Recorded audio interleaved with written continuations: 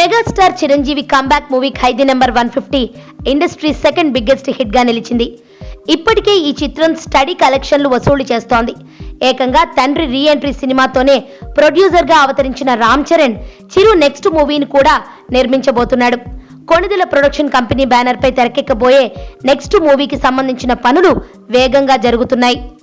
Megastar 151వ సినిమాపై mega వారసుడు నుంచి క్లారిటీ వచ్చేసింది.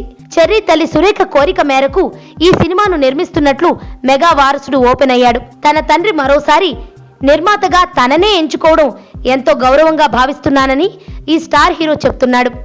చిరు నెక్స్ట్ మూవీకి సురేందర్ రెడ్డి దర్శకత్వం వహిస్తాడంటూ కొంతకాలంగా వార్తలు వినిపిస్తున్నాయి.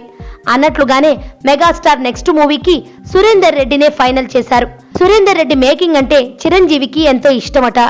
అందుకే ఏరి కోరి ఈ యంగ్ డైరెక్టర్ నే ఎంచుకున్నట్లు తెలుస్తోంది.